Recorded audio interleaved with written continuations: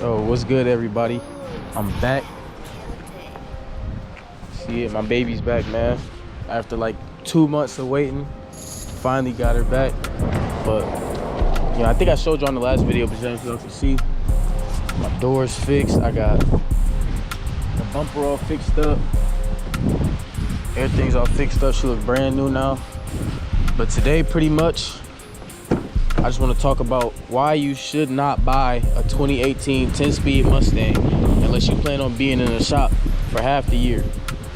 So we're gonna do a little POV drive, and then I'm giving y'all the POV drive and just talk about why I don't think it's a smart investment to buy one of these cars. If you're gonna buy a 2018 Mustang, buy a manual, but I'm gonna get into that in a second. Hope everything looks good. This is my first POV, so I don't really know how it looks right now, but hopefully everything looks good. Let me lower this a little bit. So while we driving, I'm gonna talk to y'all about why I don't think it's smart, or why I regret. Let's say this is why I regret buying my 2018 Mustang GT with the 10-speed, man. So I got this car about a year and a half ago. I've had the car for about a year and a half, almost, maybe a year and a couple months. And when I first got it, everything was cool. I got it used. It had 14,000 miles on it. So I'm like, you know, that's a good buy. I got it for 26. You know, this is around the time like when COVID was going on. Well, COVID's still going on, but this is like when COVID first broke and like everything was down. All the prices of the cars was down. It was like a great time to get cars around this time. So I seen my bro, well, it used to be bro. He worked at a dealership and he had this on the lot. It was race red, you know what I'm saying? It had the screen in it, had the lights in it. It wasn't premium, but I thought it was like great. It looked great. The price was good, 26 grand. At the time, I had a 2019 EcoBoost, but I had gotten into a bad accident with it. So that car wasn't really worth nothing, but he was able to get a good trade-in value. So I'm like, man, I might as well get this EcoBoost off my hands right now while I can. So I traded my EcoBoost in and got this 2018. It was a 10-speed. I really wanted a manual, but I'm like, fuck it. I heard the 10 speeds are nice. So I'm gonna get a 10-speed and I'm gonna switch over because my EcoBoost was a manual. So I got this, you know, first couple months was cool. And then I started to notice like the transmission was acting a little funny. Sometimes it would pop out of gear, sometimes it would do hard shifts, but I didn't really think too much about it. So, you know, I was driving it, never really had any issues until probably about 6 months in to owning the car. My torque converter went out. And mind you, yes, I beat on the car. As y'all can see from my outro, I do donuts. I do all type of shit in this car, so it could be me.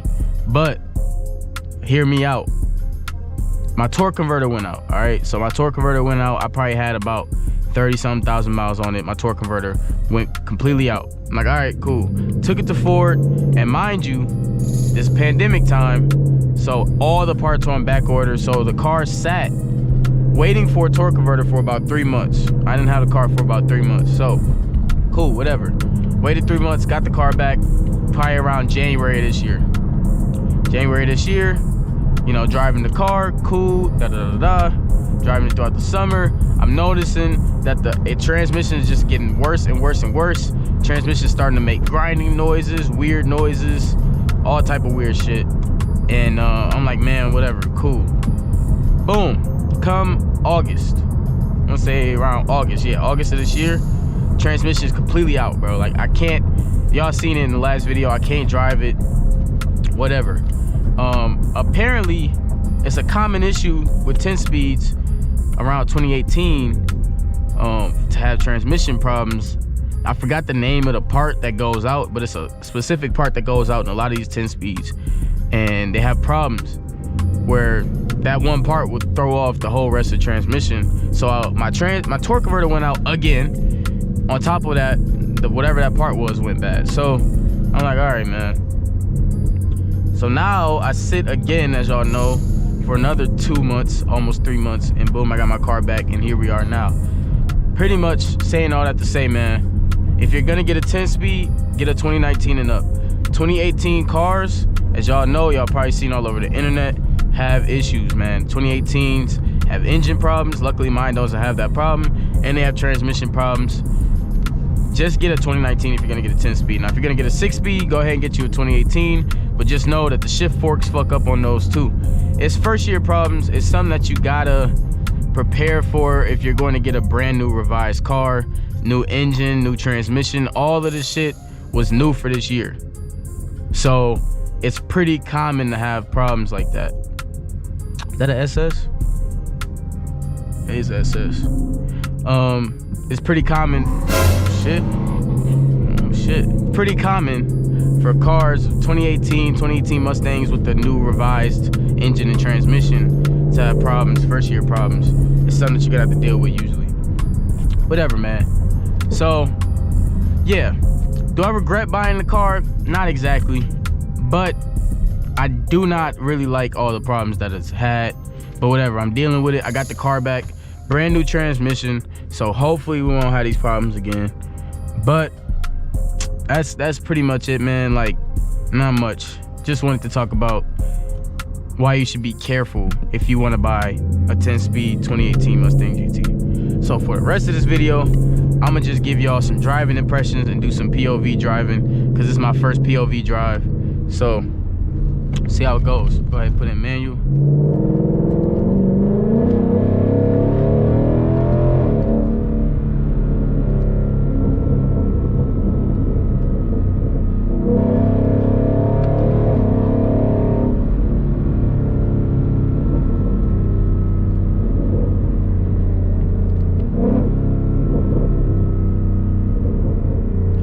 For y'all that don't know, I have a Roush catback on here. Well, a Roush axle backs with a X pipe, and I was thinking about going H pipe because the X pipe is cool, but it gets a little raspy at times. But it sounds exotic, so I don't know. My rear end pops whenever I take off, and I've looked it up, and I've seen a lot of Mustangs have this problem where the rear end will pop when you're like taking off or something. Oh, GT500, y'all. That's nice. But the rear end will pop like when I'm taking off, or if I put it in drive or reverse, my rear end makes like crackling noises and shit. I don't know what that is. I have to get that checked out. I think it's a bearing. When I looked it up, a lot of people are having wheel bearing problems, so probably is what it is.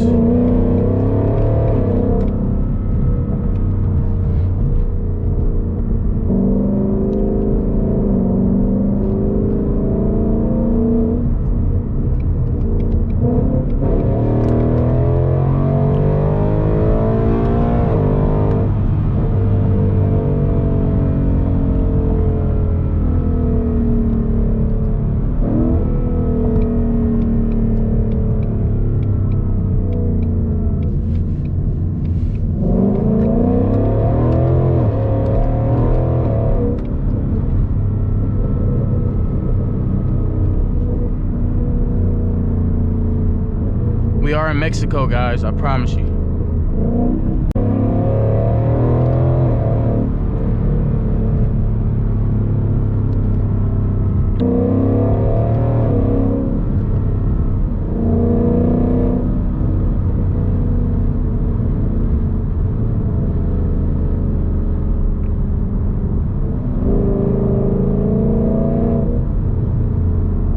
Open the windows a little bit for y'all. Hopefully the wind doesn't pick up too much.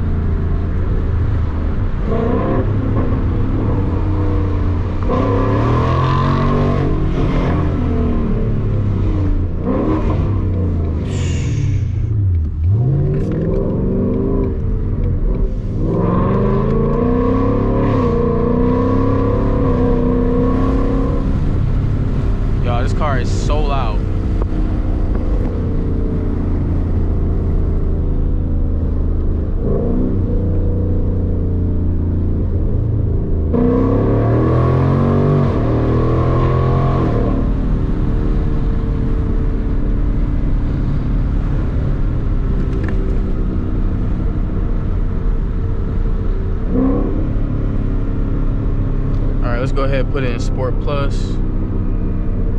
Sport Plus makes a little bit of a difference. Really all it does is just increase the throttle response. Makes the shifts a little more crisper, a little more harder.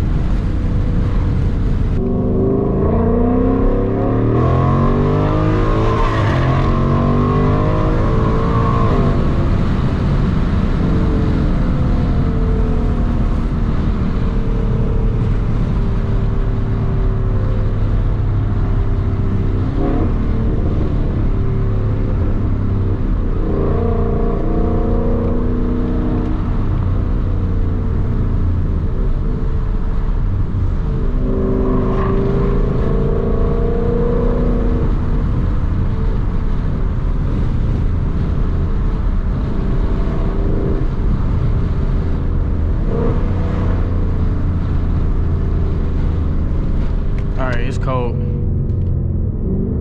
I hope that wasn't too much wind noise for y'all too.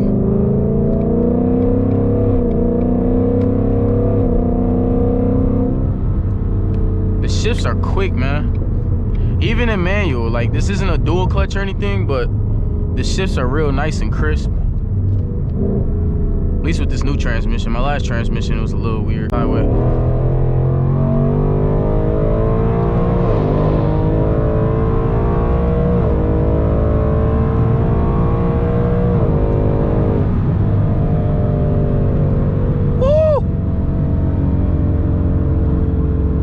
Got up to 50 real quick.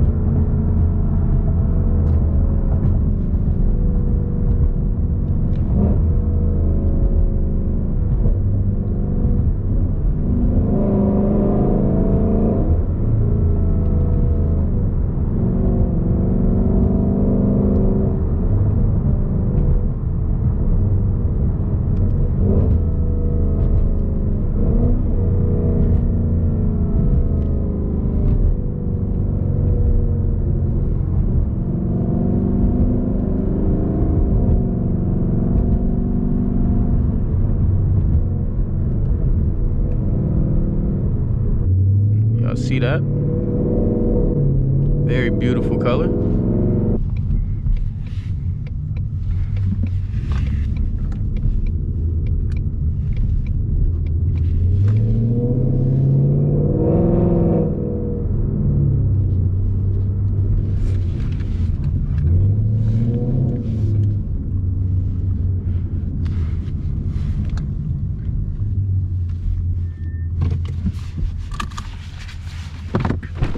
All right, y'all.